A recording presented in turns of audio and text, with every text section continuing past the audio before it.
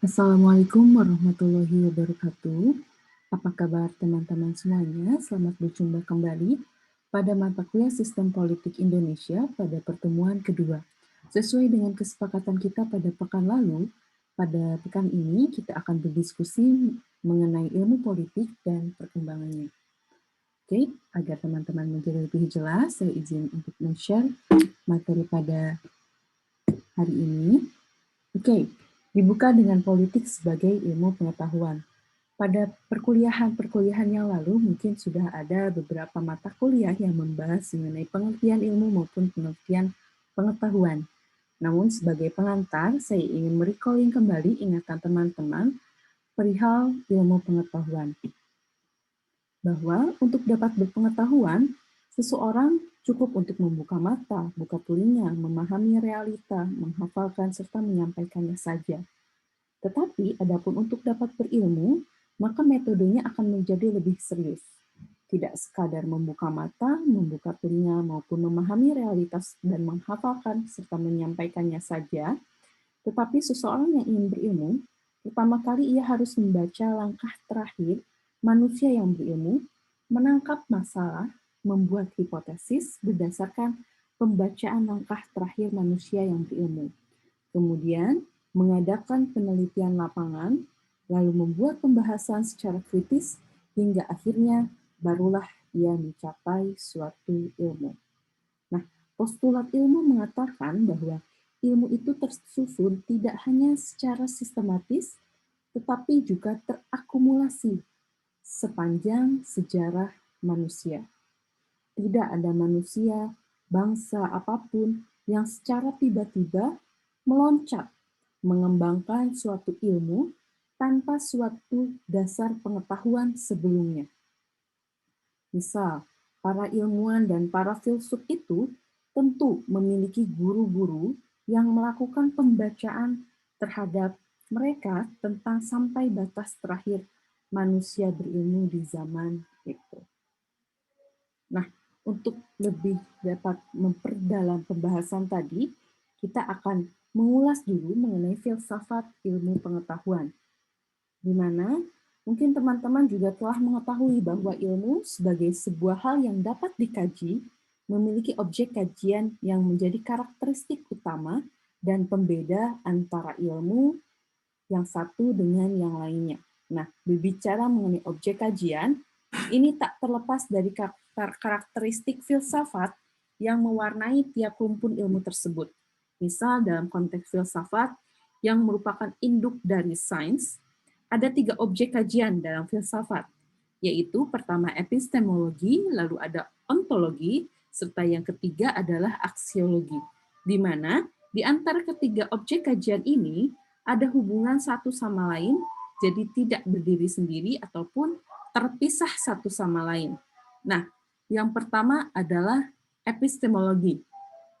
Kajian ini membahas mengenai bagaimana proses mendapatkan ilmu pengetahuan, apa saja yang perlu diperhatikan agar dapat pengetahuan yang benar, serta apa yang disebut kebenaran dan apa kriteria kebenaran tersebut. Nah, objek telaah epistemologi ini ialah mempertanyakan bagaimana sesuatu atau sebuah fenomena itu bisa datang, lalu bagaimana kita mengetahuinya, serta bagaimana kita membedakan antar fenomena yang satu dengan fenomena yang lainnya.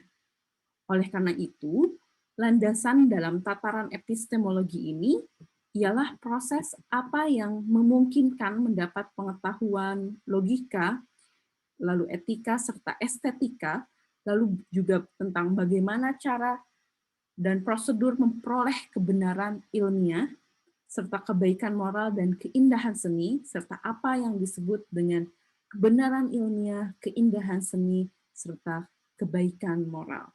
Nah, karena hal tersebut dalam praktiknya, dalam memperoleh ilmu pengetahuan yang dapat diandalkan itu tidak cukup dengan hanya berpikir secara rasional saja ataupun sebaliknya, berpikir secara empirik saja.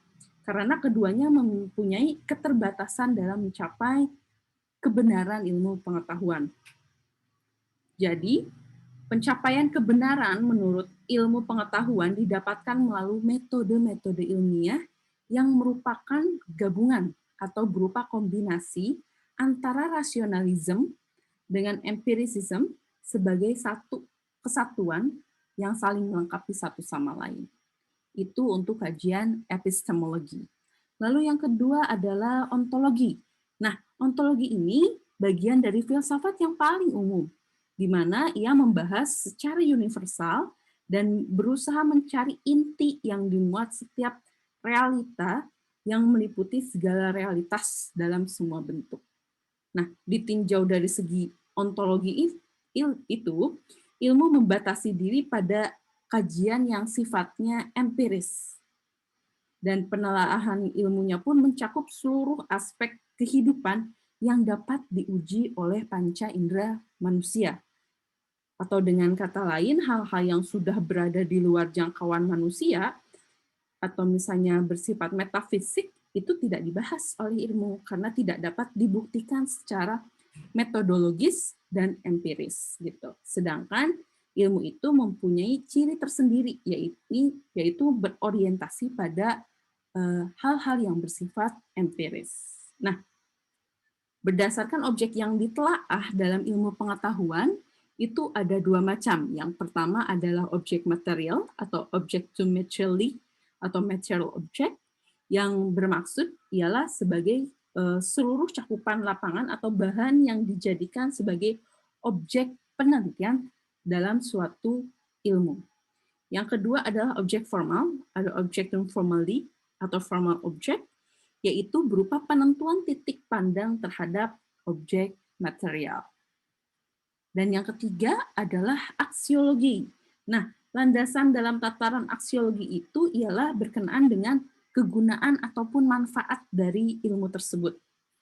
Banyak pertanyaan berupa, misalnya, untuk apa pengetahuan itu digunakan? Lalu, bagaimana hubungan penggunaan ilmiah serta moral etika, misalnya? Atau bagaimana penentuan objek yang diteliti secara moral, dan lain sebagainya.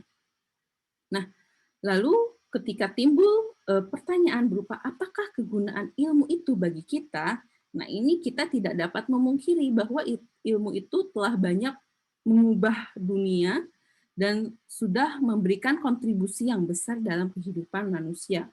Misalnya dengan mengatasi berbagai penyakit, lalu kemiskinan, lalu berbagai wajah kehidupan yang sedih, itu bisa diatasi dengan keberadaan ilmu.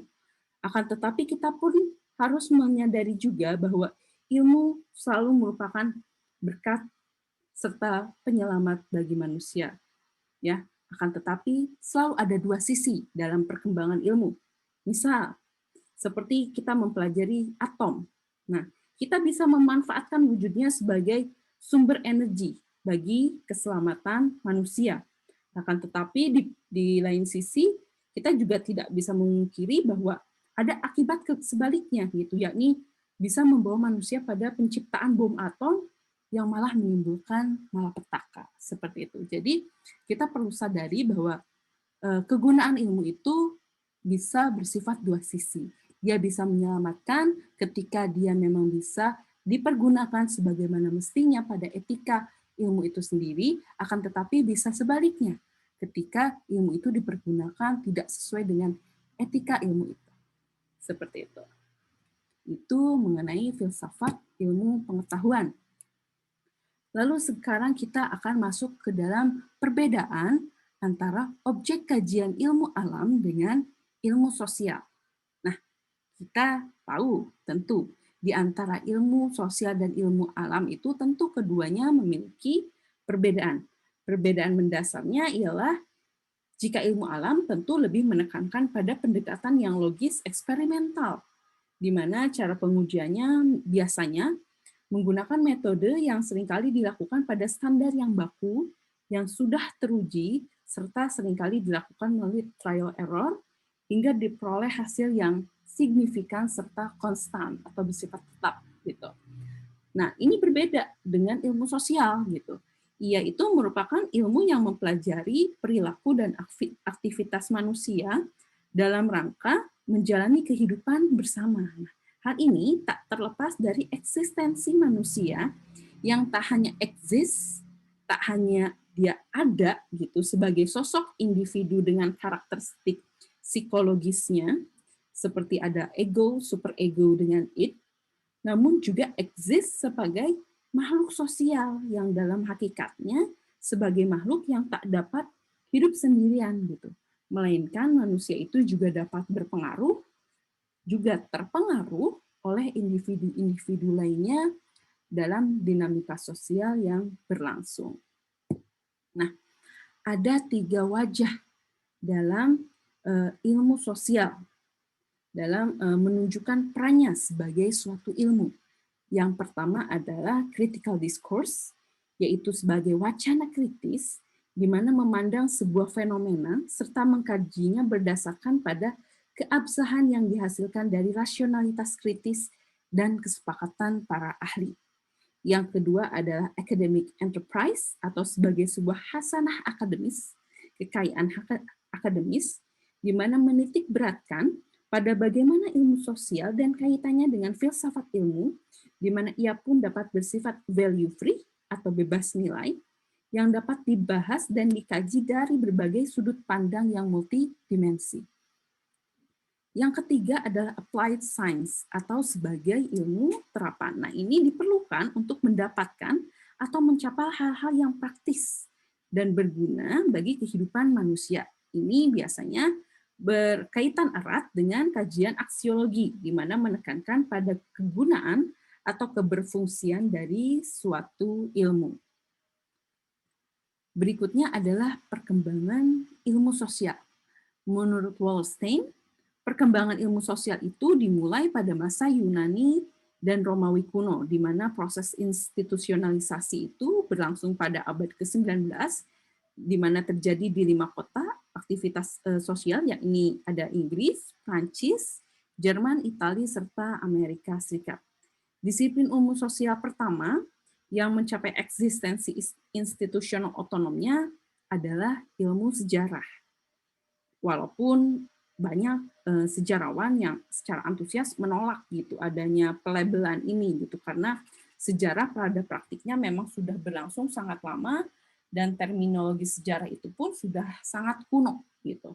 Yang kedua itu ada ilmu ekonomi. Nah, ilmu ekonomi itu berkembang menjadi disiplin ilmu yang lebih matang di beberapa perguruan tinggi, dimoderatori oleh seorang sosiolog, Auguste Comte, sang penemu, di mana berkeyakinan bahwa ilmu tersebut harus menjadi ratu dari ilmu-ilmu, di mana sosiolog merupakan hasil asosiasi reformasi sosial yang agenda utamanya itu berkaitan dengan berbagai ketidakpuasan yang disebabkan oleh kekacauan populasi kelas pekerja perkotaan yang makin besar jumlahnya seiring dengan dampak revolusi industri.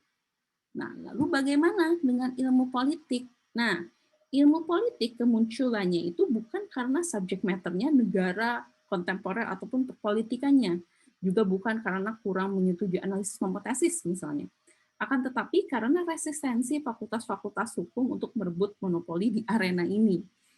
Hal ini senada gitu seperti yang disampaikan oleh Miriam Budiarjo dalam bukunya yang menjelaskan bahwa jika politik dipandang sebagai suatu cabang ilmu sosial yang telah memiliki dasar, rangka maupun skop atau cakupan yang jelas, maka ilmu politik ini tergolong cabang ilmu yang masih muda karena ia baru lahir pada akhir abad ke-19. Akan tetapi, jika ilmu politik dipandang sebagai suatu hasil rasionalitas dari berbagai aspek negara dan kehidupan politik, maka ilmu politik ini ialah dianggap sebagai cabang ilmu sosial yang tertua. Dan hal ini berdasarkan pada sejarah dan filsafat. Nah, hal ini termanifestasikan dari gagasan-gagasan politik yang berkembang sejak masa Yunani kuno, di mana pemikiran mengenai negara ini sudah berkembang dimulai pada abad ke-450 sebelum Masehi. Atau misalnya di India dan Cina melalui kesusastraan Dharma Sastra serta Arthasastra yang berkembang pada 500 sebelum Masehi. Juga ada ajaran Konfusius jika di Cina ya, serta mazhab legalis yang berkembang pada 350 sebelum Masehi. Bahkan di Indonesia, gagasan-gagasan mengenai kekuasaan dan negara ini sudah muncul sejak zaman kerajaan. Ini dibuktikan dengan adanya negara Kertagama yang ditulis pada masa Majapahit, ya sekitar abad ke-13 dan 15 Masehi, juga pada babat Tanah Jawi. Akan tetapi, kelahiran gagasan-gagasan tersebut mengalami kejumudan perkembangan di akhir abad ke-19 yang disebabkan oleh pengaruh pemikiran barat yang dibawa negara-negara seperti Inggris, Jerman, dan Belanda dalam rangka imperialisme di kala itu gitu. Hal ini mengakibatkan gagasan politik berkembang dan condong lebih ke arah ilmu hukum karena fokus politik saat itu adalah eksistensinya dalam negara di mana basisnya itu adalah aspek yuridis yang menjadi karakteristik baku dalam kajian hukum. Nah, akan tetapi pasca Perang Dunia Kedua, perkembangan ilmu politik ini mulai mencoba membebaskan diri dari aspek yuridis serta beralih ke arah yang empiris. Nah, di mana hal tersebut didukung juga bersamaan dengan berkembangnya sosiologi serta psikologi yang pada akhirnya dia mempengaruhi terminologi dan metodologi dalam ilmu politik. Hingga pada tahun 1859, melalui Francis Lieber, seorang sarjana kelahiran Inggris, dia diangkat sebagai guru besar dalam sejarah dan ilmu politik di Columbia College, di mana hal itu bisa dijadikan sebagai penanda awal diakuinya untuk pertama kalinya ilmu politik sebagai ilmu yang tersendiri. Nah, lalu bagaimana sejarah perkembangan ilmu politik dari klasik hingga ke modern? Nah, keberadaan ilmu politik sebagai sebuah fenomena empiris kritis bermula sejak adanya pergeseran mainstream berpikir di era Yunani kuno yang beralih dari mitos menuju logika. Nah, para arke atau orang yang melakukan pencarian terhadap segala sesuatu atau biasa diistilahkan dengan the inquiring attitude gitu, dengan pemikiran-pemikirannya yang logis atau logical thinking, menjadi pionir atas kemunculannya era ini, di mana era ini berlangsung pada masa 500 hingga 200 sebelum Masehi dengan tokoh yang sangat berpengaruh saat itu ialah filsuf Plato serta muridnya Aristoteles. Nah, pertama Plato sebagai bapak filsafat politik. Nah, pada pemikiran Plato ini banyak terpengaruh oleh gurunya Socrates gitu, yang menghasilkan gagasan yang terkodifikasi dalam Politeia yang banyak membahas perihal keadilan yang harus berpenampilan sebagai apolitis. Bukan apolitis dalam hal ini adalah anti terhadap politik ya, akan tetapi menyandarkan pada pemahaman bahwa manusia itu harus bisa bertindak adil serta tak menyakiti sesama agar dia bisa mencapai good life atau kehidupan yang baik. Nah, pandangan Plato ini banyak terpengaruh oleh nuans pada bidang psikologi yang menjabarkan mengenai anatomi jiwa di mana manusia itu terdiri atau dikendalikan oleh 3 instansi, yaitu rasio, lalu yang kedua adalah thumos, yang ketiga adalah epithumia. Nah, idealnya menurut Plato adalah manusia dikendalikan oleh rasionya, lalu thumos dan epithumia harus taat pada rasio.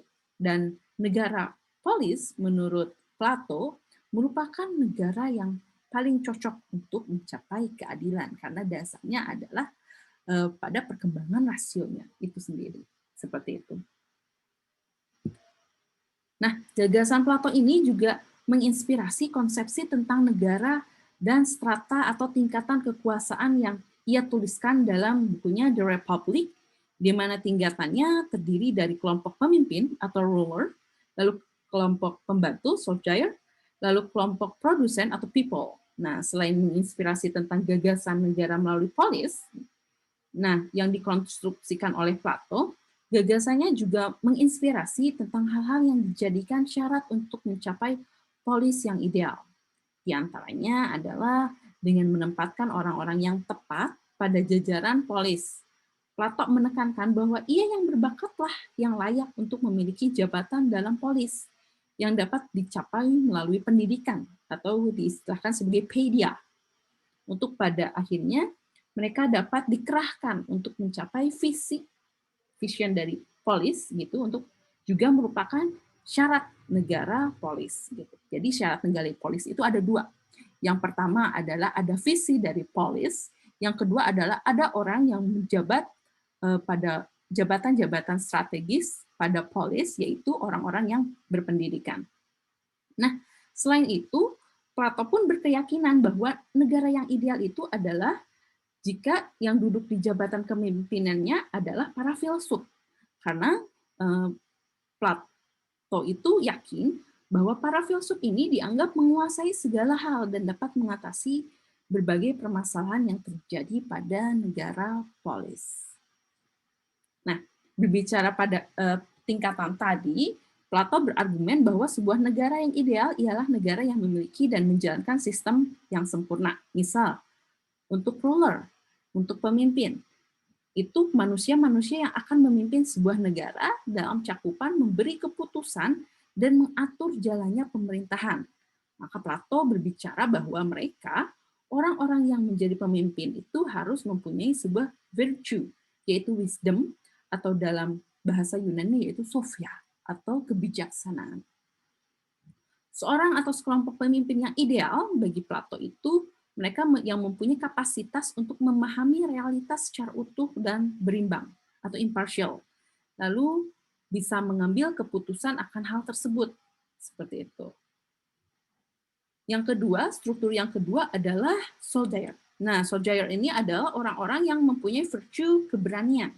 Mereka adalah orang-orang yang bisa melindungi negara dari berbagai ancaman, baik itu eksternal di luar maupun internal, ancaman dari dalam. Nah, mereka ini harus punya kesediaan untuk bisa melaksanakan perintah mereka dalam menghadapi bahaya tanpa memperhatikan risiko pribadi. Jadi bisa berjuang dan bisa mengesampingkan kepentingan pribadi. Yang ketiga adalah yang paling penting, yaitu people, kita sebagai masyarakat. Orang-orang biasa, para petani, pedagang, pekerja kantoran, bisnismen, dan lain sebagainya. Nah, Plato beranggapan bahwa people ialah orang yang dipercaya dapat mengikuti para pemimpinnya tanpa melibatkan kepentingan pribadinya. Di mana masyarakat yang baik itu, menurut Plato, adalah masyarakat yang sederhana. Sebuah masyarakat yang ideal itu adalah yang mampu mensubordinasikan keinginan pribadi untuk tujuan yang lebih tinggi, yaitu tujuan dari negara. Lalu selain Plato, ada Aristoteles yang dikenal sebagai bapak ilmu politik. Nah, meskipun sebagai muridnya Plato, Aristoteles ini memiliki pandangan yang berbeda dengan gurunya. Aristoteles memandang manusia itu tidak dapat melakukan sesuatu karena memiliki tujuan, kalau tidak memiliki tujuan. Jadi manusia itu tetap harus memiliki tujuan, di mana dengan tujuan itu dia dapat mengembangkan diri dan menjadi tidak pasif. Jadi manusianya menjadi aktif gitu. Dan Aristoteles juga menginspirasi pandangan manusia sebagai makhluk politik atau zoon politikon, di mana manusia dipandang dapat menjadi manusia yang utuh jika ia dapat hidup berkelompok serta membangun rasionalitas bersama dalam satu kesatuan masyarakat polis. Nah, menurut Aristoteles, negara itu ialah sebuah komunitas yang dibentuk untuk sebuah kebaikan. Sistem keilmuan politik atau political science itu mulai terbentuk nih dalam kajian Aristoteles, seperti ketika Aristoteles membedakan model komunitas atau biasa dikenal dengan negara. Nah, kewarganegaraan menurut Aristoteles pun juga ikut dikaji. Misalnya apakah warga negara terjadi secara alami atau memang ada kesepakatan awal yang dibuat. Nah, Aristoteles memberikan sebuah contoh tentang bagaimana perubahan terjadi pada warga Athena. Misal ketika kekuasaan tirani berhasil ditumbangkan, lalu penguasa baru menjamin kewarganegaraan bagi sejumlah orang asing dan juga para budak yang terdapat di dalamnya. Akan tetapi hal tersebut lebih disebabkan karena ketidakadilan atau keadilan dari penguasanya. Dari adanya kesatuan manusia atau human being, ini terciptalah sebuah kota atau negara. Dengan kata lain, menurut Aristoteles ini, negara tak lain terbentuk sebagai sebuah komposisi antara rakyat dan pengaturnya. Itu adalah perkembangan ilmu politik secara ringkas dari era klasik, dimoderatori oleh Plato serta gagasan Aristoteles. Berikutnya adalah era Romawi. Nah, di era ini gagasan politik mendapatkan sumbangsi yang besar dengan adanya gagasan politik yang diperkaya dengan bidang hukum, jurisprudensi, serta pengaturan negara atau administrasi negara. Nah, pada era ini banyak dipengaruhi oleh pemikiran yang menurun dari paham Stoik dan juga Cicero yang memadukan filsafat Stoik ke dalam pemikiran Barat. Yang pertama kita akan membahas mengenai Seneca. Nah, ia adalah seorang filsuf di era Romawi, sekaligus juga sebagai penasihat Kaisar Nero, penguasa pada saat itu, hingga akhirnya dia diperintahkan untuk bunuh diri oleh Kaisar Nero karena dianggap berkonspirasi terhadap kekuasaannya. Setelah pengunduran dirinya yang kedua dari jabatan penasihatnya Nero. Sebelumnya dia menuliskan gagasannya dalam karyanya The Providentia, di mana Seneca ingin menjawab persoalan mengapa hal buruk masih dapat terjadi pada orang baik atau bijak. Di mana menurut Seneca, tidak ada hal yang benar-benar buruk dapat terjadi kepada para orang bijak. Itu karena orang yang bijak dapat melihat apa yang tampak seperti kesulitan sebenarnya, gitu, adalah sarana untuk melatih keutamanya. Dengan kata lain, di masa depan dia bisa menghadapi cobaan yang lebih berat. Dari hal tersebut, kita dapat berefleksi tentang kehidupan dalam dunia politik, di mana dalam politik terjadi banyak kompetisi, kepentingan, serta kekuasaan. Sering juga kita melihat bahwa kita berada dalam posisi yang lemah dan tidak punya kuasa, dan kita kemudian mendapat tekanan untuk bertindak tidak sesuai dengan kemauan atau kehendak kita. Entah itu misalnya karena atasan yang tirani, ataupun kolega yang korup misalnya, ataupun godaan serta ancaman yang menghantui kita membuat kita menderita gitu. Seneca mengalami itu semua sepanjang karir politiknya, bahkan hingga kematiannya gitu. Akan tetapi Seneca mengingatkan bahwa kita itu memang tidak sempurna, dan untuk bertahan hidup kita harus mengikuti yang namanya takdir. Itu adalah ulasan dari Seneca. Nanti teman-teman boleh membaca gagasan-gagasan Seneca serta paham stoiknya yang sangat menarik, itu bisa menjadi tambahan pemahaman bagi teman-teman semua.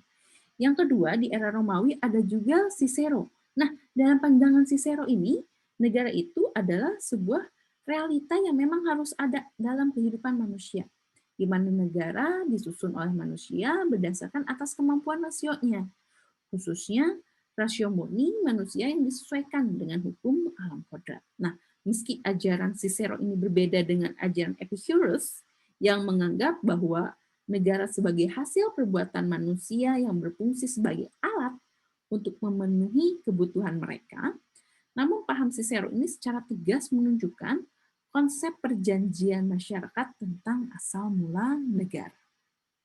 Nah, dalam mengonstruksi negara idealnya ini, Cicero membuat model Republik Romawi, seperti yang ada dalam bukunya yang berjudul Republica on the Commonwealth. Cicero menawarkan sebuah bentuk negara di mana menganut konstitusi campuran, yakni sebuah konstitusi yang menggabungkan berbagai kebaikan-kebaikan atau kelebihan-kelebihan dari sistem politik, seperti sistem monarki, aristokrasi, serta demokrasi. Karena menurut Cicero, misalnya, monarki itu punya kebaikan. Karena dalam sistem ini, keberadaan seorang raja itu layaknya seorang bapak yang akan mengayomi anak-anaknya. Meskipun rakyat memiliki bagian yang terlalu kecil dan suara yang tidak terlalu signifikan dalam pengaturan negara. Lalu aristokrasi. Nah, dalam aristokrasi ini, maaf sebentar. Nah, dalam aristokrasi ini dia memiliki kebaikan juga menurut Cicero, di mana kebijaksanaan yang terdapat pada jiwa-jiwa para aristokrat yang akan memimpin dan membimbing negara. Akan tetapi tentu ada kekurangannya juga, yaitu kebebasan rakyat terlalu dibatasi karena tidak dilibatkan dalam bagian kekuasaan politik. Sedangkan demokrasi, meskipun misalnya dinilai oleh Plato serta Aristoteles merupakan sebuah sistem yang buruk, bagi Cicero demokrasi juga memiliki kelebihan, memiliki kebaikan, yaitu memberi ruang bagi rakyat untuk dapat aktif terlibat atau bisa berpartisipasi dalam kehidupan politik. Tetapi Cicero pun menekankan bahwa ketiganya terlalu mudah mengalami kemunduran atau kemerosotan karena bentuknya yang jahat. Atau dengan kata lain, masing-masing antara sistem monarki, aristokrasi, dengan demokrasi itu memiliki berbagai kelemahan yang membusukkannya. Gitu. Di mana monarki bisa berujung kepada tirani, aristokrasi bisa berujung kepada plutokrasi ataupun oligarki, serta demokrasi bisa berujung kepada oktokrasi atau mobokrasi.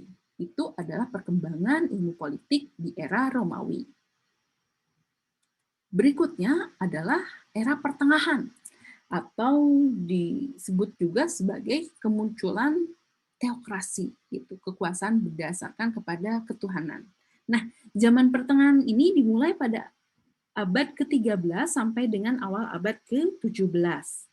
Di mana karakteristik khas di era ini ialah terletak pada hubungan publik pada masa ini banyak dicampuri oleh gereja, yang mana terbentuk pola hubungan antara kerajaan dan gereja yang berujung pada pertentangan antara keduanya. Tokoh di era ini adalah Thomas Aquinas yang telah menghasilkan berbagai tulisan mengenai kekuasaan Paus di Eropa. Tulisan pertamanya yaitu Scriptum Super Libros Senatarium berbicara mengenai pertanyaan ketika dua kekuasaan berkonflik, lalu mana yang harus dipatuhi? Nah, jawaban yang muncul dari pertanyaan di atas ialah jika otoritas yang asli datang dari yang lain, maka ketaatan yang seharusnya ialah terhadap otoritas yang asli. Misal, kekuasaan pendeta diberikan oleh paus, maka yang harus dipatuhi adalah paus. Sedangkan jika misalnya yang berkonflik adalah dua kekuasaan tertinggi, yaitu gereja dan kerajaan, maka ketaatan harus diberikan terhadap pemegang kekuasaan tertinggi dengan melihat permasalahan itu. Apakah berkaitan dengan spiritual atau duniawi? Nah, hal ini dikarenakan bahwa baik kekuasaan spiritual maupun duniawi itu berasal dari Tuhan.